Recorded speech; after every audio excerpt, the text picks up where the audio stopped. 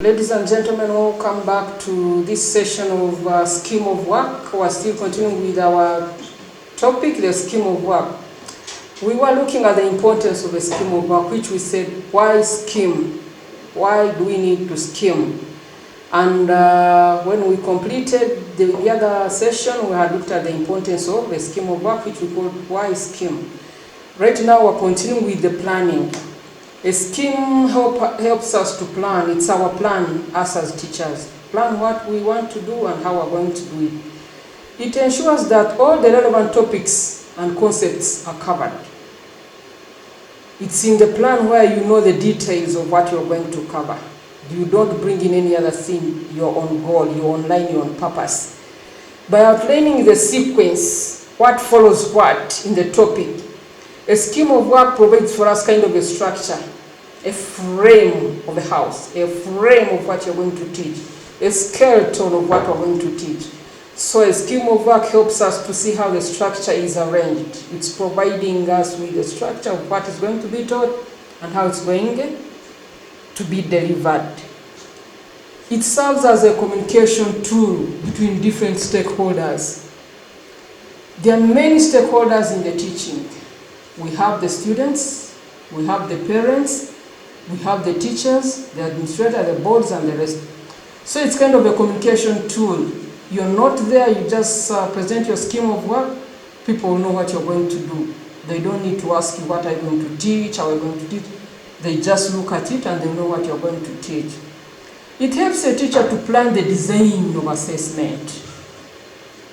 If I'm going to teach weathering in geography, if I'm going to teach, for example, SST, which topics am I going to cover? And then which method of assessment am I going to use?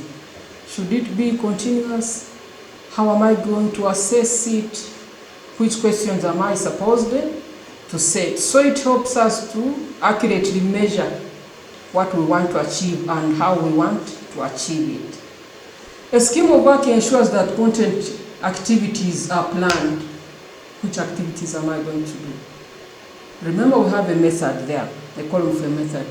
So there will be a section for the method. For example, field trip. So we know which activity we're going to do in that method. Every method has certain activities. So when we have a scheme of work, we know which activities we're going to carry out at which level. Having a scheme of work, it gives us a detailed plan with the timelines for each topic. This one I talked about it. It's our plan, detailed, what I'm going to teach, how I'm going to teach with what. These are the learning aids. A scheme of work also identifies the resources needed. Like I told you, there's a section for method. If I'm going to use a field trip method, I'm going to take students out. Which resources do I need? If I'm going to teach weathering, which resources do I need? Do I need some money to buy certain things? So with a scheme of work, we get to know what we are going to need in terms of resources. They can be financial resource, they can be material resource. A scheme of work will also help us to know the topics which are going to be taught. Like I said, it's a structure. So if I have a structure, what follows what? We are able to know which topics. We can look at the scheme of work and I close my eyes and know this person is going to teach this and this and this and this, and it will be followed by each topic following which topic. I'm able to understand what the person is going to teach. As an administrator, I'm talking as an administrator. But you as a teacher, you're very organized. You know which topic is going to be covered, when and how. That is it for the scheme of work, ladies and gentlemen. We can read more about the scheme of work. Don't read more about the scheme of work. Do more of a scheme of work. Do a lot of scheming in school. Practice the schemes. If you're not a teacher, try to draw a scheme of work given the information I've given you. And with that, ladies and gentlemen, then I'll take you on to another point, another document that we use. Remember, we have like 4. We were talking about the curriculum, talked about syllabus, talked about scheme of work. Now I'm taking you to a lesson plan, organizing for teaching. How do we organize to teach? How do we start the teaching? There are some documents that we must have. First of all, the curriculum is there for primary 1 up to 7. Okay, if we have the curriculum, then there is a subset of the curriculum called a syllabus. If you have the syllabus right and it's there with the topics, then we have a scheme of work, a breakdown of the topics, how you're going to teach them, when and with what. Then we're going to class. All other documents we're planning for teaching up to the lesson plan. Now we're planning for the real work, the teaching. That means we need to have a lesson plan. I hope you guys see how organized the teacher is. The documents we must have. Curriculum from P1 to P7 is there. Then the syllabus is there. Also for P1 to P7. Then the teacher comes in, breaks it down into a term, weeks of the term. How am I going to cover what in a week, in a month, and then a term. You know, a term is made up of months. Then we break down, we're trying to implement.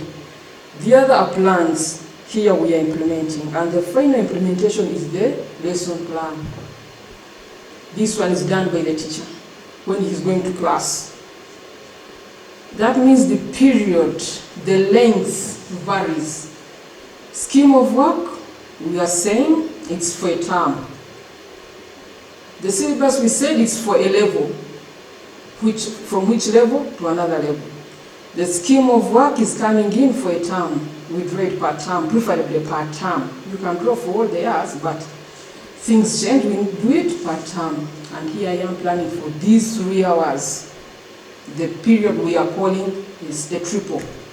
The period we are calling a double. We must have a lesson plan. What is a lesson plan? It is a document prepared by the teacher showing what his class will do in terms of content. The activity is now about what the teacher is going to do and what the students will do. So it's a plan for how you're going to deliver the content. This time you're bringing in the element of students, what they are going to do and what me I'm going to do. If we're to read, we can say lesson plan is a detailed written statement. A written statement showing what will transpire during a lesson. We are saying we're having a lesson now, we're calling a triple. What will start? How will it end? How will it be delivered? The lesson plan is looking at when you enter the classroom. Teachers, you look at us and think we just go to a class. We plan. The first 5 minutes, I'm evaluating the previous lesson. The next 5 minutes, I'm introducing the new topic. The next 5 minutes, I'm explaining. The next 5 minutes, the students are doing the assignment. The next 5 minutes, the students will be doing the exercise. Then the next minute, 5 minutes or so, I will conclude and move out and leave the assignment. So we're planning for these 3 hours. It's a plan now how from the beginning of when you enter the class until you exit the class. It will be for 3 hours. The scheme was for a whole term. This one will be for 3 hours, 2 hours, 1 hour, 30 minutes or 60, depending on your plan. So a lesson plan is a sketch of how you're going to teach, which activities you're going to carry out. It's also a breakdown of a scheme of work. Like how we said, the scheme of work is a breakdown of the syllabus.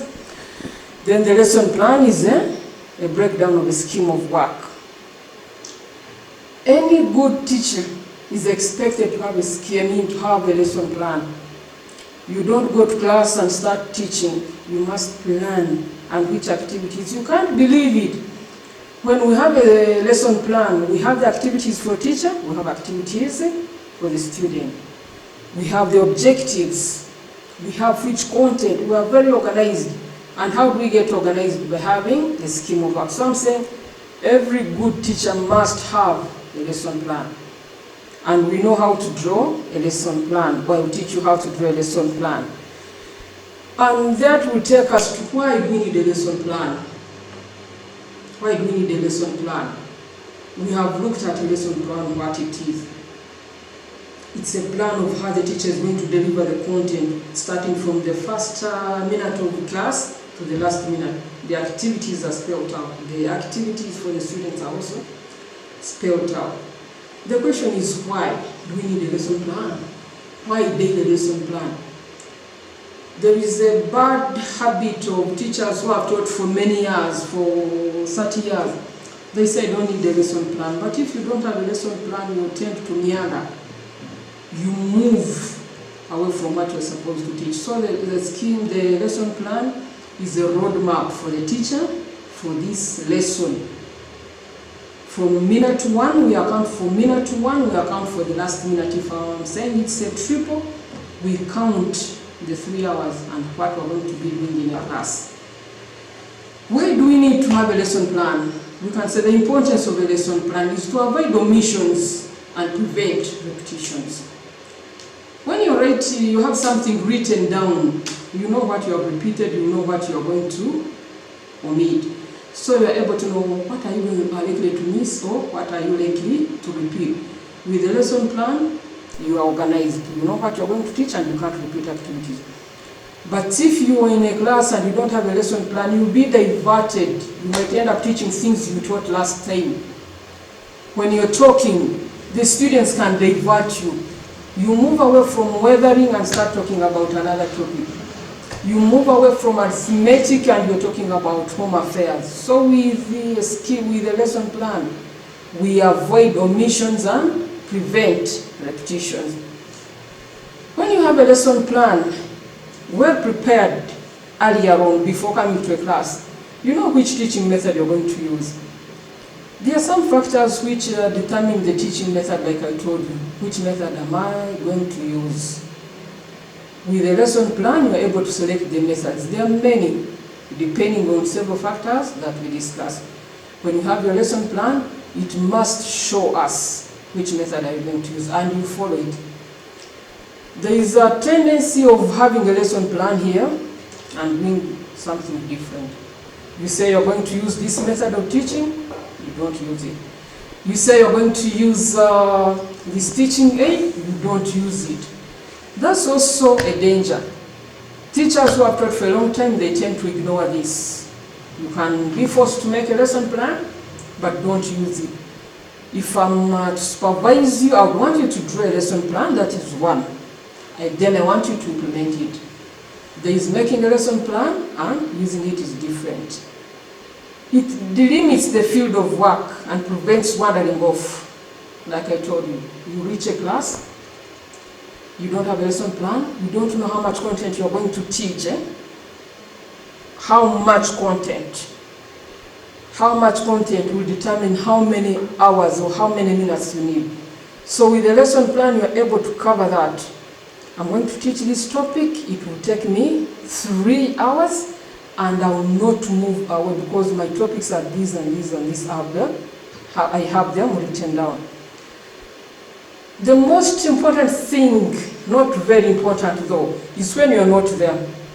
If you have an issue and your lesson plan is ready, I'll come in and teach. For me as a teacher, I don't need to have this lesson plan. I mean, the scheme of work or the lesson plan. If I find it's ready there, I will be able to deliver the lesson. I just look at which activities you are planning. For example, you said the teacher will do this, the student will do this. I also go and implement it. It's the same thing with building. If there's a building plan, even when the planner dies, someone else can come in and build the house. If you have a lesson plan, even when you're not there, the head teacher will get anyone to come and teach. Not anyone, but a subject specialist to come and teach that subject. We will end here, ladies and gentlemen, having looked at the lesson plan. We said it's a breakdown of a scheme of work. It's a plan of how you're going to teach, a roadmap, of how you're going to deliver your lesson. We will continue next time by looking at more of why we need to draw a lesson plan daily. Not monthly, but daily. Whenever we go to a class, we must have a lesson plan. Thank you very much.